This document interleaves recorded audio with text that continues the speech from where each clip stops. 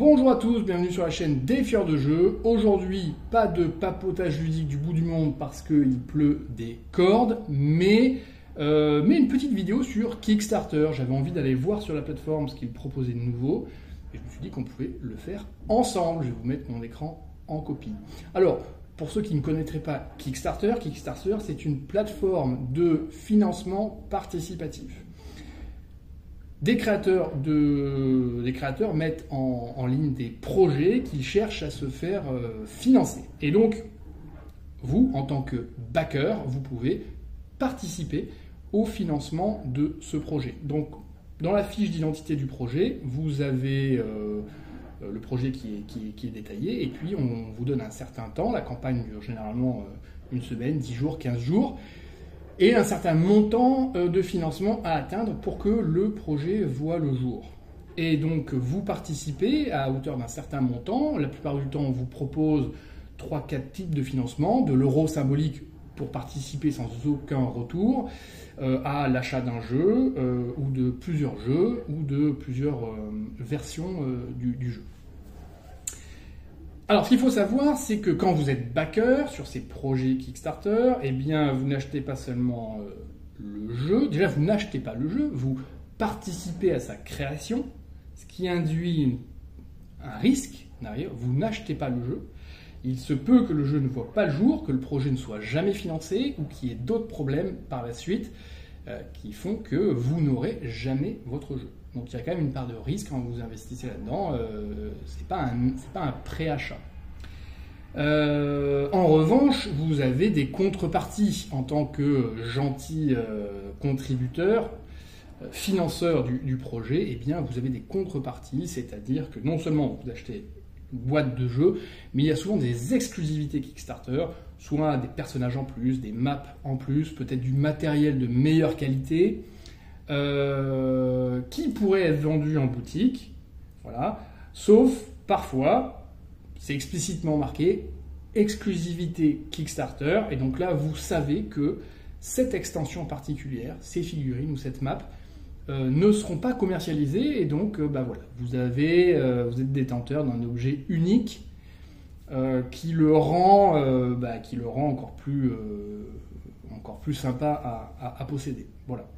Donc, le risque que ça ne se fasse pas, et puis surtout, accepter le fait que vous financez un projet à ses débuts. Et donc, vous avez ensuite la date de livraison prévue, souvent du retard, lié au transport maritime, puisque la plupart des jeux sont faits en Chine. Et donc, vous financez un projet que vous n'aurez au mieux chez vous que dans 6 mois ou 1 an. Voilà, donc tout ça, c'est à prendre en compte, évidemment.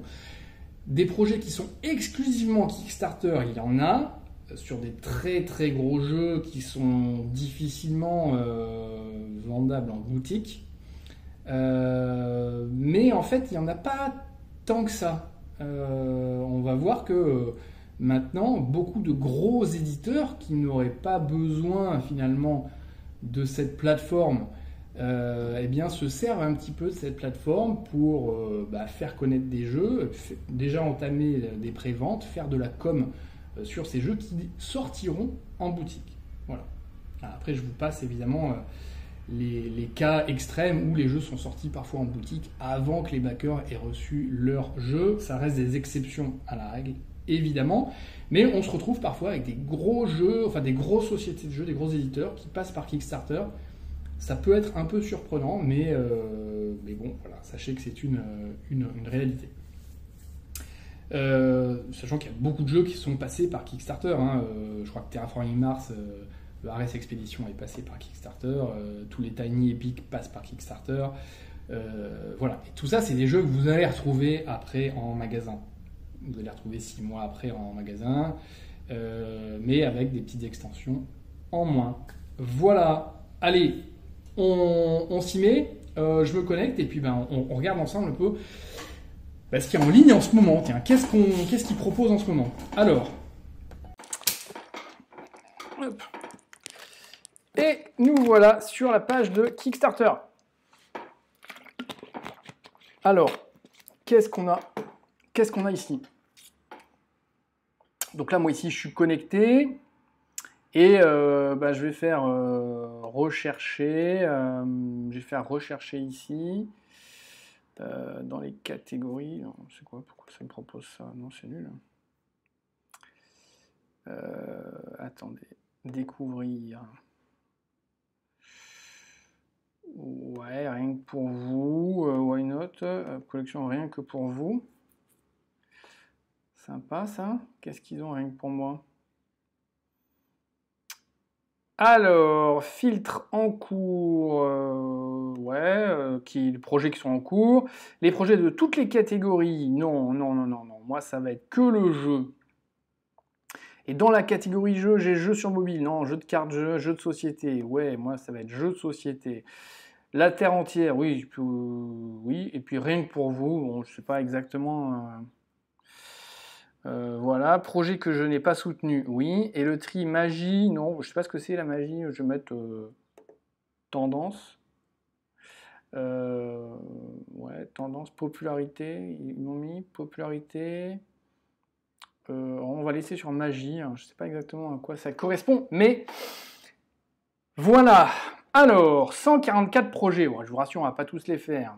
Le premier, tiens donc, Uncharted Stars, a roll and write space adventure. Ah, bah déjà là il y a plein de trucs qui me parlent moi. Roll and write, j'adore ça. Space adventure, j'adore l'espace, n'est-ce pas? De 1 à 100, là ici on voit Design by Scott. Ça serait pas Scott Helms par hasard? Scott Helms, alors lui, c'est un grand auteur de jeux solo ou soloable. Il a fait tous les Tiny Epic, entre autres, et il a fait plein d'autres jeux solo qui marchent très bien. Donc de 1 à 100, on est un peu comme sur les Demeter, les Welcome to, etc. Et autant de cartes que les gens peuvent en avoir. Un objectif de 3 000 €, 7 000 € engagés, bon oui, voilà, 17 jours avant la fin. Alors, mais ça correspond à quoi? Oh, 5 livres uniquement, qu'est-ce que c'est que ça? Ça serait pas un print and play, c'est-à-dire un système où on vous envoie un PDF et vous imprimez vous-même votre truc. Ce qui est très bien. Roll and write, d'accord, un voyage d'exploration à travers la galaxie. On va devoir engager des officiers aguerris pour vous aider dans cette mission, construire des robots, améliorer notre vaisseau spatial, créer des stations spatiales et tenter de faire notre mission d'exploration spatiale, une mission qui nous rapporte des points. Ah voilà, qu'est-ce qui est dans le jeu? PDF. Très bien, mais moi ça me va, un petit roll and write. Finalement les dés je les ai déjà. Et donc qu'est-ce qu'il nous propose? Il nous propose ici la map du joueur en pleine couleur, la map où on va sûrement balader notre vaisseau spatial en couleur, les règles du jeu en couleur, et puis comme ils le font souvent pour les print and play, ils proposent également des fichiers noirs et blancs qu'ils appellent à faible consommation d'encre pour vos imprimantes. Non mais ça me plaît, hein. Ça me plaît. Alors je ne sais pas de quoi il s'agit exactement, mais la map me plaît bien. À mon avis, il va falloir se déplacer là-dedans, 4 points, 2 points, 3 points, etc. Il y a des bonhommes à engager, etc. Améliorer son vaisseau. Bah, moi, j'ai pas besoin de beaucoup plus que ça pour me lancer, hein. Donc si je soutiens ce projet, je ne vais pas le faire devant vous, mais juste pour savoir un petit peu. Juin 2023, ben là c'est rapide, c'est un PDF à envoyer, donc il nous l'envoie, c'est très rapide. Et là, il n'y a qu'une contribution, 6 €, voilà. Parfait. Bon, ça c'est super, hein. C'est génial. Ok, bon, ça me plaît bien. Ça me plaît beaucoup. Ok, donc ensuite, qu'est-ce qu'on a? Je vais lui mettre un petit cœur, ou un petit pouce, ou un petit cœur, un rappel, hop, voilà, histoire de... Wishland Dreams from America. Sur le thème d'un parc dans ce tableau building, ce placement d'ouvriers, point salade, alors si c'est une salade de points, etc., ça va pas me plaire, moyennement emballé, rien que par les... Merde, moyennement emballé par les bonhommes en bois, là. Clank 2, j'ai jamais essayé Clank. Alors là, c'est Clank 2 Acquisition Incorporated, Darkest Magic. Je pense que c'est une extension, ou en tout cas, du coup, vous avez les figurines avec. Clank, j'ai jamais essayé, il paraît qu'il est très très bien en solo. Donc là, bon, je vais passer mon tour. Kings of Rome. Amener Rome à la gloire éternelle dans ce jeu historique. Allez, je jette un œil, mais je suis moyennement emballé. Jeu historique, il faut quand même vraiment aller me trouver pour... Alors, dites-nous un peu de quoi il s'agit. Ah ouais, là déjà, c'est les petits cartons comme ça va pas me plaire. Ah, de 1 à 4 joueurs. Bon. Solitaire. In the solitaire game, les joueurs combattent contre un système de jeu imprédictible qui équilibre ses initiatives avec des événements et des surprises. Bon, d'accord, nous on joue le roi de Rome, the King of Rome. Ouais, pourquoi pas, ouh là là, 3 heures et plus, alors ça je sais pas, ils me mettent ça sur le solitaire, 3 heures et plus pour le solo. On est sur du gros, lourd. Ah ouais, 4 à 6 heures en multi. Qu'est-ce qu'il y a dans la box? La map. Ouais, qui est pas dégueulasse. Oh là là, tous les pions en carton, là, tous les petits jetons en carton, ça en revanche, ça me plaît moyen. Oh là, le livret de la règle imbitable, aucune illustration. Non. Bon, apparemment, c'est super en solitaire, c'est parfaitement adapté. Peu complexe à moyennement complexe. Why not, hein? Bon, à voir. Tiens, pour info, ils le vendent combien, ça? Ils le vendent combien? On va regarder ça. Mais je pense que ça doit pas être donné, alors. Ouais, 100 euros. Alors, pour 100 euros, vous avez 2 copies. Pour 50 euros, vous en avez une. 50 euros. Bon. Sachant que retail price sera, donc le prix en magasin sera de 65 euros. Ah, cette récompense n'est plus disponible. Ah, déjà, 50, il n'y en a plus. Ah, bah d'accord, c'est mort. Donc là, il faut en acheter 2. Bon. Merci. Ça ira, je passe mon tour. Arcana Prophecia, asymétrique. Un jeu inspiré du tarot avec des prophéties pour 2 joueurs. Ça va pas m'intéresser. Donjons et Dragons, Critic Fail Skill Card for 5e joueur, je pense. Donc ça m'intéresse, ou pour 5 euros, je ne sais pas, mais ça va pas m'intéresser non plus.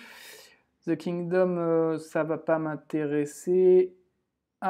Otnik, semi-coopérative. Alors si c'est semi-coopératif, c'est qu'il y a un traître et donc c'est un peu compétitif et donc c'est pas solo. Forcément, je vais même pas regarder.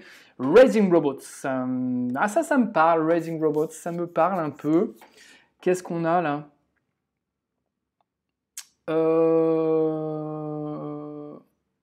Un engine building, donc un jeu où on va construire un moteur, donc c'est-à-dire qu'au fur et à mesure, les actions vont avoir de plus en plus d'effets. C'est de 1 à 4 joueurs, donc ouais, c'est tout à fait envisageable. Les illustrations sont pas mal. Là, je vois des lignes comme ça sur le plateau avec des cartes ici. On va mettre, ça me fait penser à Wingspan, vous voyez. Assemblez vos compagnons robots pour vous aider à gagner de la réputation et devenez le plus grand inventeur. Bon, les illustrations, faut aimer. Pourquoi pas?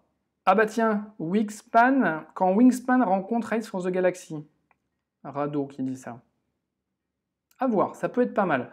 Ils le vendent combien? Je regarde toujours les prix quand même. Après, il faut se renseigner un peu sur l'équipe, savoir combien de jeux ils sont sortis, si jamais... Alors... La version retail, c'est-à-dire celle que vous allez retrouver en magasin, 49 $. 60 sûrement avec les frais de port. Et la version Deluxe, 70 $. Donc ça, vous ne la trouverez pas en magasin. Mais voilà, les shippings ne sont pas inclus dedans. Vous avez une extension. Bon, c'est quand même un peu chéro, où ça demande quand même de vraiment bien se renseigner sur le jeu avant de se lancer là-dedans. Quand même. Leviathan Wild, solo, coop, boss battling board game about climbing massive creatures. Ok, oui, non, j'aime pas ces trucs en bois. Ouais, ça me parle pas. Evolution Another World, ça me parle, c'est coloré, c'est pas mal. 1 à 4 joueurs, 30 à 60 minutes, 11 ans et plus. Ça me parle en revanche. Pas trop long. Une boîte pas trop grosse, à mon avis. Ouais. Qu'est-ce qu'on a dans la boîte? Alors, c'est à propos de l'évolution sur Terre. C'est une histoire excitante où les diverses créatures vont acquérir des traits défensifs et offensifs pour s'adapter à l'environnement qui change en permanence. D'accord. Et donc là, dans cet autre monde, des créatures nouvelles vont apparaître avec... est-ce que les mêmes lois de l'évolution vont s'appliquer? C'est à nous de voir ça. Et donc oui, on voit qu'une créature, une tortue araignée, Ok, on va mixer des animaux pour en créer des nouveaux. Alors ça, c'est tous les gens qui en disent du bien. Alors, qu'est-ce qu'il y a comme exclusive component? Tiens, qu'est-ce qu'il y a comme exclusivité? Une douzaine de cartes et d'autres composants qui sont uniquement pour les backers. D'accord. Bon. Ouais, c'est ce que je vous disais. 30$, c'est respectable pour un jeu de cartes. Hein, voilà, donc il faut compter 30€, hein, parce qu'il y aura le shipment avec, les frais de port. Bon, les cartes très très colorées. Ouais, à regarder de plus près, pourquoi pas. Des cartes d'énergie, d'accord. 7 solo mode choice card, ok, donc il y a un mode solo avec un deck de cartes pour l'adversaire ou pour vous mettre des bâtons dans les roues. Règle de jeu qui cette fois-ci est bien illustrée. Voilà, et 45$ l'édition spéciale, cette fois-ci. Ah oui, c'est la version de base plus tous les stretch goals, donc c'est quand même 45$. Ouais, en fait, vous les payez quand même. Hein. Et là, vous avez en fait exclusivité Kickstarter, Epic Beast. Vous avez 4 cartes, 2 cartes d'énergie, 16 cartes évolution, 13 cartes évolution ici, et une extension pour 5 à 6 joueurs. Ouais. À voir. Bon, ça peut le faire. Ça, c'est un jeu qui pourrait me plaire, je pense. Évolution. Botany, bah, j'ai eu des jeux sur les fleurs, il y en a de plus en plus là. Mais non. Ah, à partir de 1 joueur, non. Non. J'ai pas envie. Alors, plus de projets. Qu'est-ce qu'on me propose? Encore un print and play. Il y en a de plus en plus des print and play à 3€, 4€, 5€. Mais pourquoi pas? J'en ai acheté un une fois, et c'était pas mal du tout, sur un bateau qu'on faisait circuler. Franchement, c'est pas mal, hein. C'est pas mal. Why not? Alors, on prend une mission, on fly, on vole jusqu'à la cible, et puis on regarde the outcome. C'est quoi the outcome? Je sais pas, je vais vous traduire un truc faux. On évite les dommages, on gère nos ressources. Ouais, ok. La carte, vieille carte d'état-major, top secret. Sympa. Bon, à creuser. 3€, on prend pas beaucoup de risques, hein, c'est clair.